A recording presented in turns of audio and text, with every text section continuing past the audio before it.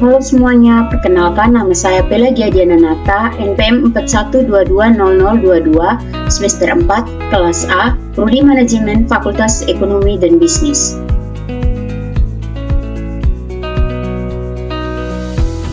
Baik, ada 4 tujuan dalam laporan ini. Yang pertama, untuk mengetahui cara pembuatan mikroorganisme lokal atau mol air beras. Yang kedua, untuk mengetahui cara pembuatan biochar sekam padi. Yang ketiga, untuk mengetahui cara pembuatan kompos biochar. Dan yang keempat, untuk mengetahui cara mengaplikasikan pupuk pada tanaman.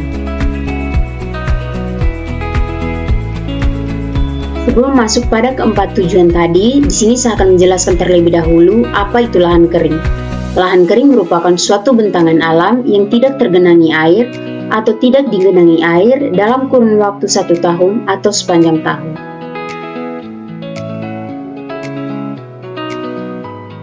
Baik, kita langsung masuk saja pada tujuan yang pertama, yaitu pembuatan mikroorganisme lokal atau mol air beras.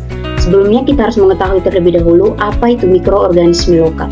Mikroorganisme lokal merupakan suatu produk yang dihasilkan dari proses fermentasi bahan-bahan tertentu yang ditambah dengan bahan alami yang mengandung karbohidrat atau gula, vitamin, protein, dan mineral. Yang perlu diperhatikan dalam pembuatan mikroorganisme lokal, yang pertama di sini ada alat. Ember digunakan sebagai wadah penampung campuran bahan-bahan dalam pembuatan mikroorganisme lokal. Yang kedua ada cerek sebagai alat bantu untuk mengisi cairan atau larutan mikroorganisme lokal yang sudah jadi yang akan difermentasikan ke dalam botol. Ada pengaduk di sini membantu kita untuk mengaduk semua bahan-bahan yang ada dalam ember, baskom plastik. Dan yang terakhir, botol aqua kosong. Botol aqua kosong ini akan menjadi wadah pengisian mikroorganisme lokal yang akan difermentasi. Yang kedua ada bahan. Bahan yang pertama di sini adalah air cucian beras. Yang kedua ada gula dan air kelapa. Gula di sini kita bisa menggunakan gula pasir ataupun gula merah. Air kelapa juga kita bisa menggunakan air kelapa tua ataupun air kelapa muda.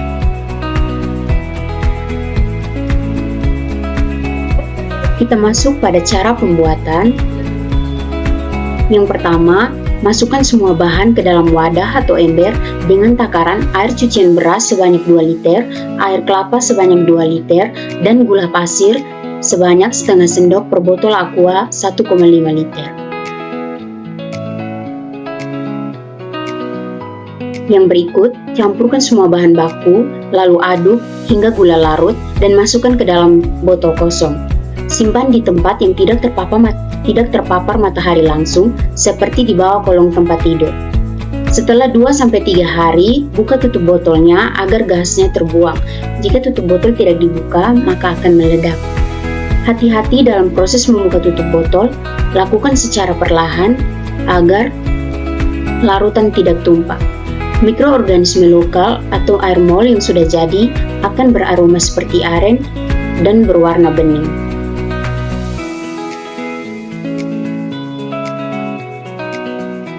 Yang kedua, kita masuk pada proses pembuatan biochar sekam padi.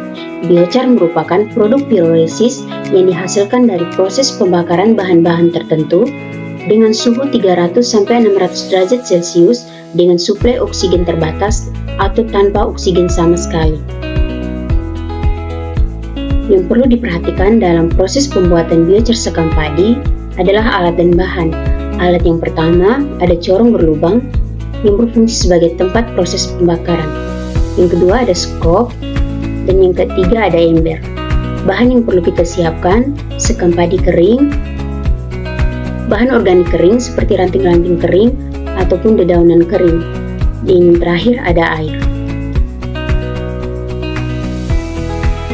Kita masuk pada cara pembuatan. Yang pertama, letakkan corong di atas permukaan tanah yang rata secara vertikal atau tegak. Masukkan ranting kering dan bakar. Ingat teman-teman, pembakaran pada proses pembuatan biochar hanya terjadi sekali saja, yaitu di awal pembakaran. Yang kedua, tumpuklah sekam mengelilingi corong tersebut.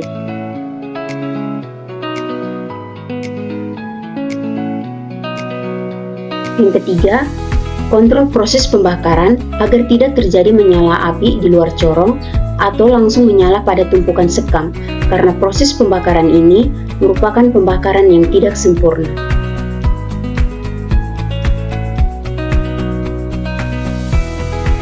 Jika sekam padi yang dibakar telah berubah menjadi arang, siramlah dengan air hingga api pada arang telah mati dan saat digenggam sudah dingin, maka biochar bisa kita gunakan.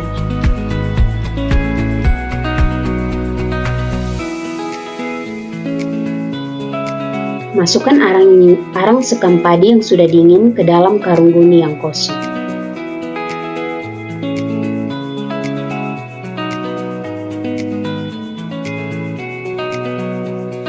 Kita masuk pada pembuatan kompos biochar.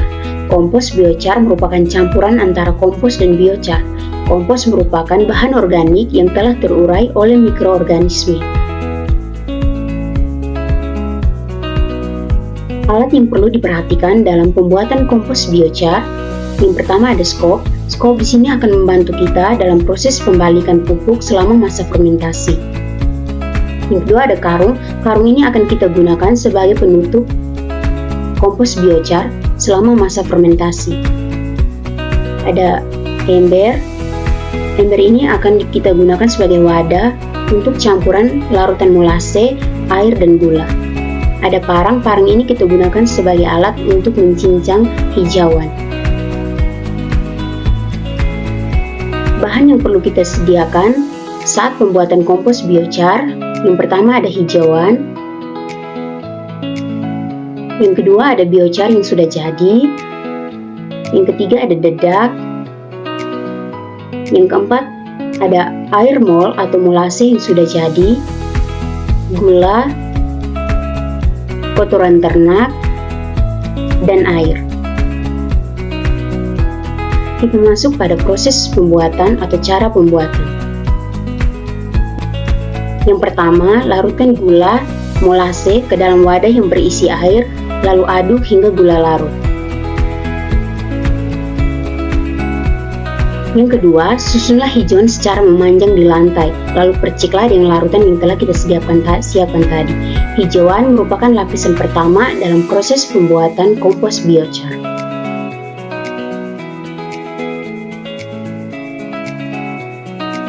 Setelah hijauan dan percikan larutan tadi, yang berikutnya adalah biochar. Tumpuklah biochar di atas hijauan, lalu perciklah lagi dengan larutan air yang telah kita sediakan. Biochar merupakan lapisan kedua dalam proses pembuatan kompos biochar. Lapisan berikutnya adalah dedak, kemudian dipercik lagi dengan air yang telah kita siapkan tadi.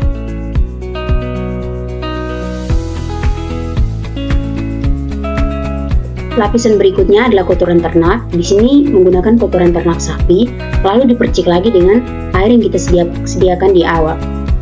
Kotoran ternaknya harus yang hancur agar mudah terurai.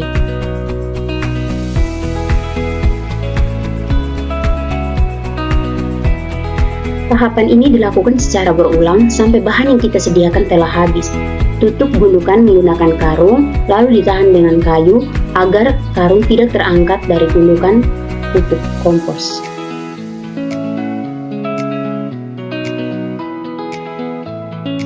Setelah 4-5 hari dimulai dari proses pembuatan, pupuk kompos harus dibalik atau diaduk lalu ditutup kembali. Saat proses pembalikan, jika tekstur pupuk masih agak kering, kita bisa memercik lagi dengan air mol ataupun air biasa. Jika tekstur pupuk ringan, tidak berbau dan tidak panas, dan semua bahan telah terurai, maka pupuk kompos siap untuk kita gunakan.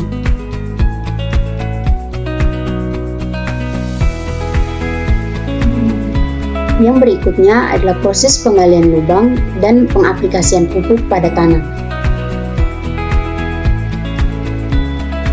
Alat dan bahan yang perlu kita siapkan. Alatnya berupa linggis, bahannya berupa pupuk organik. Kita masuk pada cara pembuatan. Yang pertama, ukurlah lubang yang akan digali dengan ukuran 40 x 40 x 40 cm. Bisa menggunakan tangan sebanyak 2 jengkal ataupun menggunakan kayu pengukur.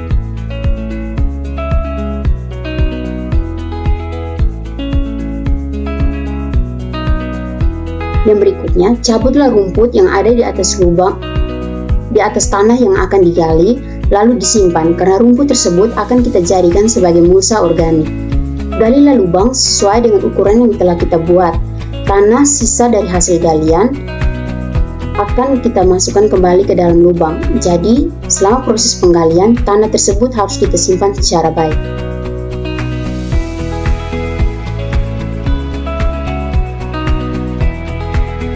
Jika lubang sudah disiapkan, masukkan pupuk organik ke dalam lubang. Pupuk yang dimasukkan setengah dari lubang.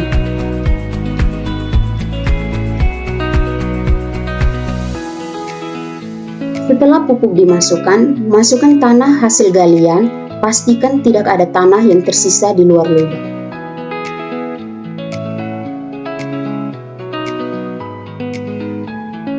Jika lubang sudah terisi penuh dengan tanah, letakkan mulsa atau rumput yang kita cabut di awal proses penggalian di atas lubang.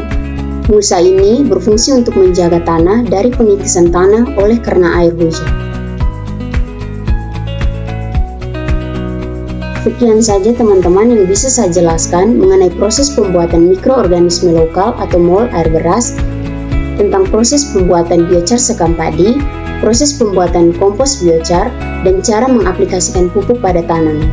Semoga bermanfaat bagi kita semua. Terima kasih.